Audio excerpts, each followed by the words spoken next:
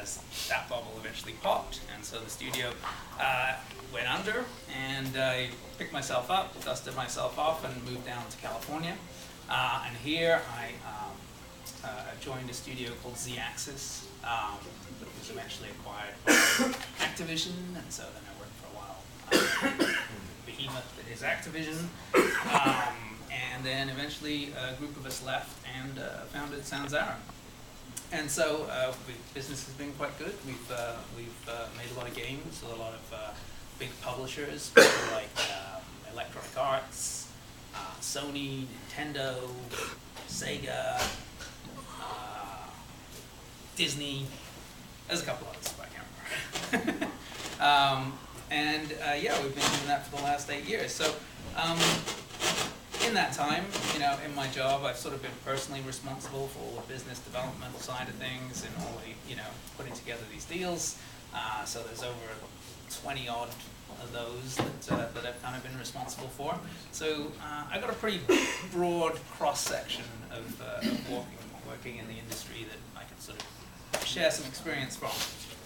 So I'm going to move on and talk a little bit about development deals and putting those together. This is the Game Developers Conference. A lot of people here that they've got a game, they've got a game idea, they've got a game they need to finish or whatever it is, and a lot of the times they're looking for an investment. They're looking for money to maybe make the game or finish the game or just market the game, and so that it's about building a business arrangement and talking to various people like publishers, venture funds, whoever, to sort of get them to make an investment. And I mean, there's lots of different kinds of arrangements and different kinds of deals that take place, there. You may be giving up equity as part of that investment. You may be giving up the IP. You may be giving up just part of the revenue stream. But there's sort of fundamentals across the board that I'm just going to kind of speak to from my experience. And really, you're looking at somebody who's going to make an investment, and so they are looking to make money, and they are also looking to mitigate risk. They don't want to lose money. And this is kind of the critical factor, when going into these conversations. I like to look at the risk side of it as like a wall, like a wall of risk that you kind of need to break through when you're presenting things. And there are I look at three main blocks in that wall of risk. The first one is this game cool? Is this game fun? Is this something that people are going to want to play? Is it an entertaining experience? All that kind of stuff.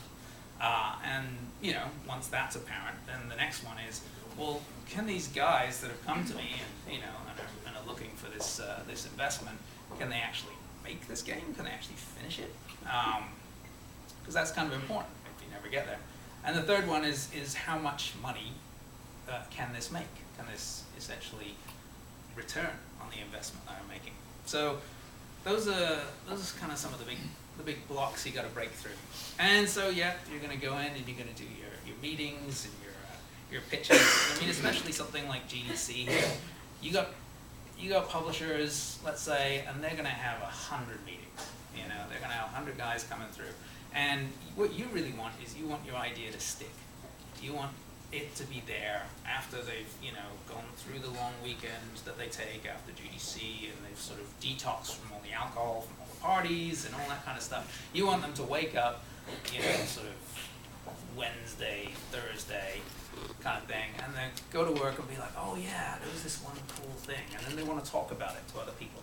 So you want to distill your idea down into a very simple and succinct, and what I'm going to say is a viral message, because you want it to be as easily communicable within the structure that they're going to go back into. So, people are investing large sums of money. It's not, well, sometimes it's one guy who just writes a check, but I've never encountered that. Mostly it's about people go and they have meetings and they have to, build a consensus and so on and so forth. Now you want your idea to be, easily and quickly communicated within that structure. So I'm just going to call those sort of viral ideas. So compressed and easy. So for instance, it's Tony Hawk on a BMX bike, or it's Saving Private Ryan meets Sweet Home Alabama. Yeah, or maybe. But anyway, you get the idea. Something that can be quickly passed around within that structure. Because the faster that can get passed around, the faster the consensus can occur, and the faster you can get to a deal. And speed really, if things start to slow down, if things start to lag, then things are less likely to happen. So, presentation. What are we going to show to people to get them to understand what your game's about? This is a real show me kind of industry. It's like, show me what this game is about. There are some people that can kind of talk and just based on an elevator pitch or a PowerPoint, can separate people from millions of dollars, but they're pretty rare. And so, pictures illustrating what you're thinking are good. Movies are good, but they don't really help out with the second block, which is whether or not you can actually make the game. So the demo is the best thing to show, because right there you're going to knock down 2 blocks of the risk wall. One, is this fun? I'm playing it. I'm working with it. It's fun. It's obvious. And the second one is, can they make it? Well, they've already made this much. I'm sure they can make the rest of it. I see, the ability is apparent. And so here's my, really big important thing about doing your demos is you always got to bring your own gear. and this is learned from abject failure. I give a good example. This is a few years ago. I went to Psygnosis. Who remembers Psygnosis? And at E3, and I decided I was going to bring along the PC to do the demo and everything. And back then, PCs were like 300 pounds or something like that, and you're lugging it through LA, and you got to show it. And I thought it was really smart because I brought along the PC and all that, but I didn't bring along any of the cords or anything like that. And I'm with my buddy Matt, and we're in that giant booth, and they've got a meeting room on the second floor, and there's a monitor on the wall, and then there's a hole in the wall where you plug in the monitor and stuff like that. And so I start giving my sort of preamble speech, and talking about the company and this fabulous game we're going to be showing him. And my friend Matt, he crawls into the hole and tries to plug in the computer. And so this goes on for like 5 or 10 minutes, and it's I'm sort of running out of things to say.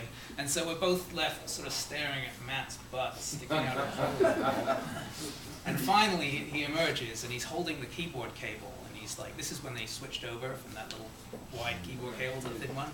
So I didn't bring along a keyboard, and so the keyboard wouldn't plug in. So, end of the meeting. Thank you very much for playing. Ta-ta.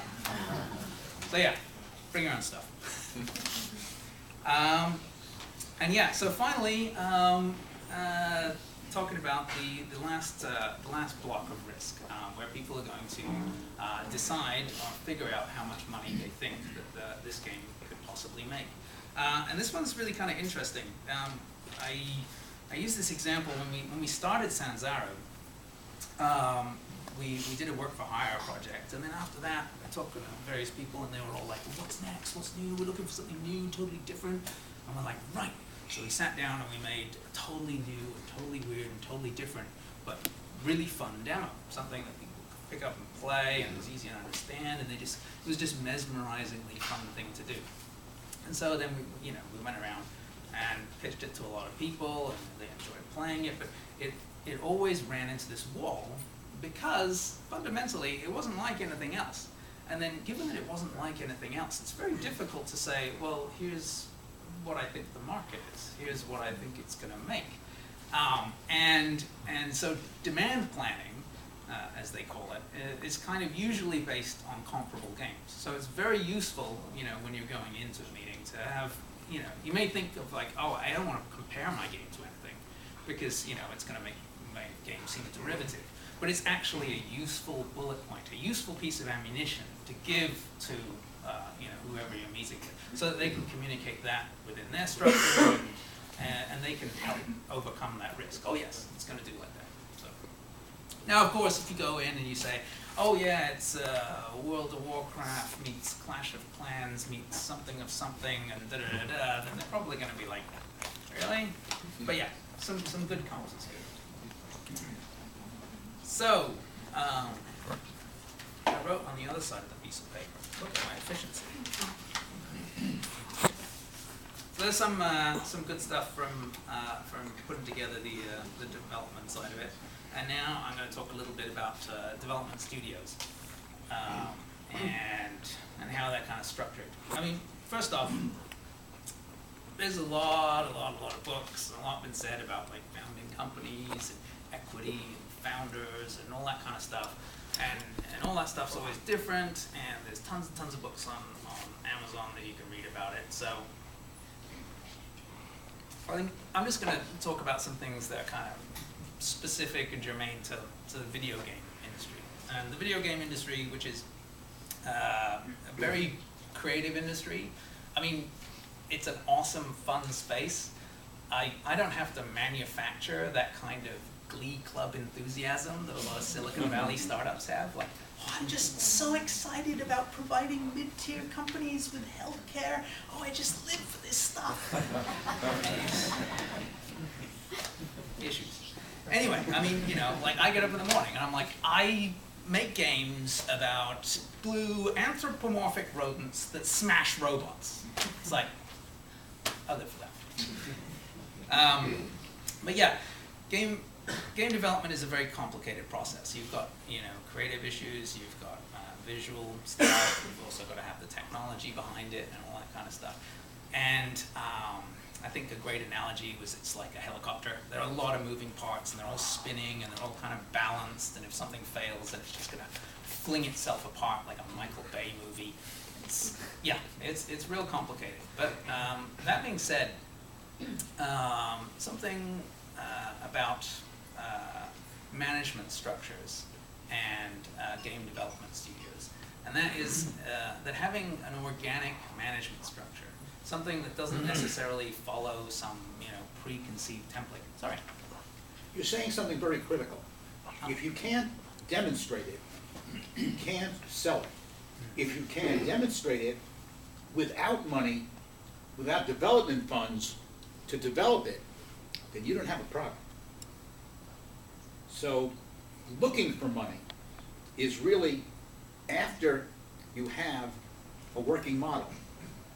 So you have to have enough funds on your own, friends and family, whatever, to be able to get into outer space before you try to go to the moon. True. So what is that amount? So to give you an idea, I'm curious. Okay, you're gonna put something together. What do you think you're gonna spend to do this prior to looking for money? Whatever you need to make something that is demonstrable of the final product. No, I'm not asking that. I'm asking what's the actual kind of, what are we talking about here? 100,000? We're looking at what? I mean, just to make a demo. You have any idea? It's like $15 to $200,000. Okay, here's my next question. Why are there so few MBAs in this field? You know what I've experienced, I've been in the game field, what I've experienced is we continue for creative people at the top. I think it's a mistake. And all of this that you're talking about, an MBA would go, bang, no problem. What are they going to do? They're going to sit there and do an Excel sheet. No, they're going to do I'm talking about a guy, I'm not talking about that. I'm talking about a guy who's into your company, got an MBA, knows business, and does what? And really can get you organized. What I've seen in game companies is enormous disorganization. And I believe that if they're more programmatic, if they're a little more structured, they would be so much more efficient. But I find over and again, we've got creative people at the top, and we've got all this, what we call organic stuff going on, which is great if you have a ton of money. So I'm saying, how do you do this? What's the amount of money it takes? It doesn't cost $15. I mean, let's face that. Let's be real here. Okay, I need a this and a that and the other thing, and these people are going to either be involved in the company or they're going to cost something. So I mean, to get something developed, am I looking at a $50,000 investment, or are we talking 20K? It depends. I just love to know what is that sort of median number. I think that it all depends on the kind of game that you're trying to make. There are a lot of different kinds of games out there. There are some very, very simple games that, like I said, Flappy Birds. How did you do it? You did all programming yourself? When I first started, games were a lot simpler, and so Yeah. we started out, and the programming you could do yourself. You could go home at night from work, and you could go put that together. Later on, you need to bootstrap, and so that's what we did. We took our money, we put it together, we spent a bunch of time working on demos, and then eventually had enough that we could go out and start making pitches. I'm much going was to that? speak. Sorry? How much was that? That was probably 300K. Okay, that's a lot of money. Mr. Platt over there?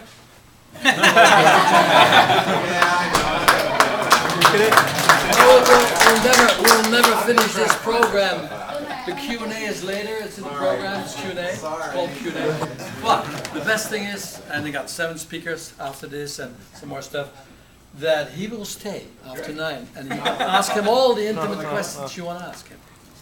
Cool. Are you an MBA, sir? Oh, That's probably the price of the game right there. Your MBA. No. So, Yeah. maybe my organic is slightly misinterpreted, because I don't necessarily believe that it's oh yes, it has to be only these kinds of people, or only creative types, or only. It's just that it's not following a certain template. It's not that it's like, oh, you have to have X, Y, and Z.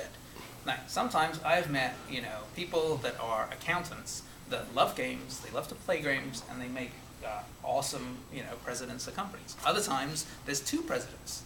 One of them's like the engineering kind of thinking guy, and the other one's, the sort of design guy. And these are all different relationships. I think Steam put out their manual about how their company is structured. And that's just like, oh yeah, everybody does whatever they want, and they trundle around in little carts and figure out what they want. All these things are different, but fundamentally, it's what works with the people, that came along to found the company. And so, what I'm really kind of trying to say there is that some people will fret, especially at the beginning, and be like, oh, well, I can't go forward because I don't have this or that. But if you are delivering, if the communications work, and if people are able to be creative and be able to create these things, then shouldn't necessarily sweat it. I worked for a studio, and it was quite successful, and it was so successful that a large publisher bought it. And then the large publisher came in, and they were like, oh, okay, we've got a problem here, because you've got this kind of organic structure, there's decisions getting made at these levels, and that they should be sequestered into up at the top here, and we should do this and do this, and it was like we had some tumor growth that needs to be removed. And so, effectively, the decision was to sort of kind of shut that down. And that sucked the life out of the studio. People no longer had ownership, they no longer, felt like they were making a difference in the company, and so it shriveled up and died. And that was tens of millions of dollars investment, gone. So I think there are major success stories, studios that make millions and millions of dollars, and they do not follow necessarily a kind of systematic approach for that. So ownership is good. I just brought that up there with my discussion about people and how they feel about their job. Ownership is good because retention is good, because if you retain people, if people continue to work at your studio for a long time, then they're going to have a good working relationship. Key to making quality games is iteration. You will make something. It will not necessarily be fun right away. You will want to continue to work on that until you fine-tune it and make it a great experience. And if people have been working together, they have a rapport, and they can quickly do that. And I think that's another key point in making sure that your studio will remain successful. And so here's my final big point. Always be shipping. And so this piece of advice is sort of forged in failure, and has been honed in the fire of resurrection. But every deal, whether it's a publishing deal or a funding deal, all those kinds of things, all of those deals, they can go wrong. And again, you're a studio and you love making games and you've got a great idea, but you may be back out on the street. You may never know when you're going to have to re-justify everything all over again. And so it's always really important that you continue to have, through development, something that retains a vision of what the final product's going to be. Because if you're left holding the bag, you want to be able to use that. And also, just, if you're working with a large publisher, you probably got a producer internally, and this will even provide them with covering fire, essentially, when management review comes down, they're like, oh, what's going on with our investment, and it's like, behold, look, it's on its way. And I speak to this because this was one of the major things, the major aspects that led to the failure of the studio up in Canada. We signed a really big deal with a publisher, and they just had their IPO, they had millions of dollars and all this kind of stuff, and so we embarked on this epic, huge game, and the first thing we realized, after we'd begun, was like, we don't have the tools, we need to have the right tools to build this, and this is way back when, before things like Unity and Unreal and all that kind of stuff, and so we embarked on this process of building a set of tools. Anyway, in the meantime, the publisher was like, oh, we got all this money, yeah, and they blew through the 80 million in about 6 months, and all of a sudden, everything goes south. And all we had to show was like, hey, we've got a way that you can build stairs and stuff like that, but there's no game there. It's still at the PowerPoint phase. So just, from a development studio point of view, always make sure that there is something there that you can put in front of people, and they will very quickly understand what the game's all about. Like I said, forged in failure. So just a quick summary. My big takeaways. Oh, I didn't have like a what not to do kind of thing. So don't do the bathroom pitch. Don't do the go up to the guy in the bathroom and stuff like that. Even if he likes the game, you get into that sort of awkward thing at the end with washing the hands and don't do that. Ambush him on the way to the elevator, or better yet, just set up a meeting. That's going to go way better for everybody. Demos are great. It's a show me industry. You want to have something that is instantly communicable, something they go, oh yeah, I see it, it's fun. And they can go and tell other people about that. It's viral, it's very quick. Remove those risk factors, take away those things that people go, oh, if I give them this money, am I ever going to see any return on it? So work through those. And don't get discouraged. I do 10 to 30 meetings to one deal. If they pass on your idea, well, that's their loss. And if everybody passes on your idea, well, you're just way too ahead of your time. And come up with another one in the interim and work on that one later. And lastly, the game industry is very dynamic. It's always changing. There's always something new on the horizon. So you want to keep your head up. Even though you're working on a title, you want to keep your head up and see what's going on, in the market with people and what kind of experiences you're enjoying. I mean, you look at things out there like the Atari and the 8-bit side scrollers, and then Sierra and the point-and-click adventures, or Activision and Guitar Hero, Zynga and the cow clickers, or the Wii, or all of these things. At one time, they were awesome opportunities, and then at another time, they were complete dead ends.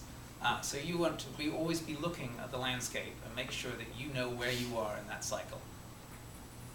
So yeah.